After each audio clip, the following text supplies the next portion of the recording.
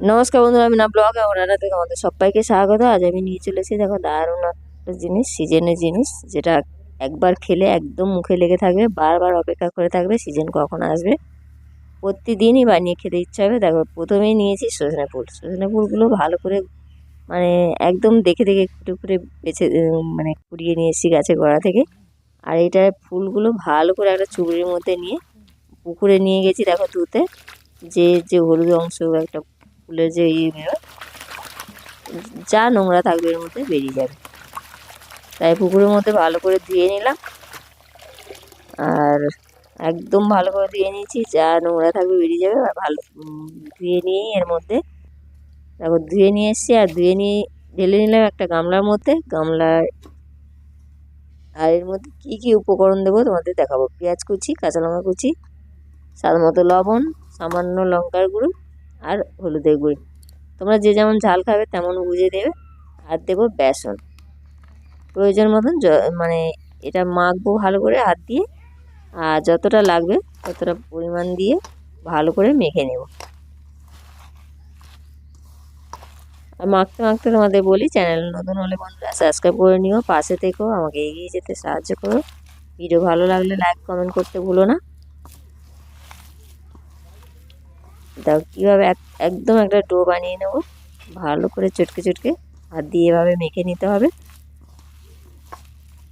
মাখাটা যত ভালো হবে তোমাদের বড়াও তত ভালো হবে। দেখো কীভাবে মেখে নিয়েছি।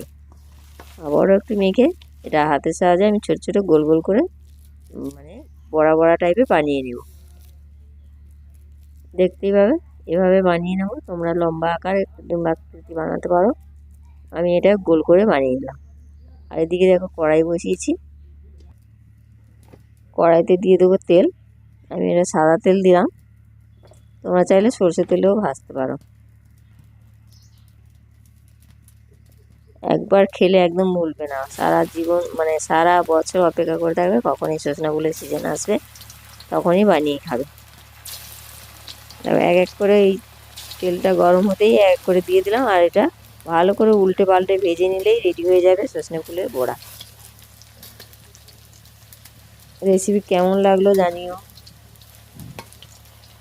আর একদম উল্টে পাল্টে ভালো করে মুচমুচে করে ভাজবে, আর জ্বালানটা একদম লোতে রাখবে।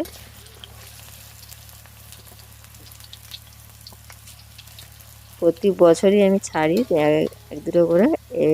প্রথমে দিলাম আমি এই বড়া, এরপরে সজনে ফুলের অন্য রেসিপি তোমাদের দেব।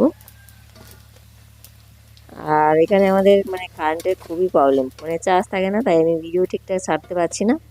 আর রোজ ভিডিও মানে ছাড়াও হচ্ছে না আমার, তার জন্যে তো দুঃখিত। দেখো বড়াগুলো আমার ভাজা হয়ে গেল, আমি তুলে নিলাম। এভাবে সব বড়াগুলো ভেজে রেডি করে নেব। দেখো সবগুলো বড়াই ভাজা হয়ে গেল। ভিডিও কেমন লাগলো জানিও। ভিডিও শেষ করছি বন্ধুরা, পাশে থেকো, সবাই ভালো থেকো, সুস্থ থেকো, টাটা।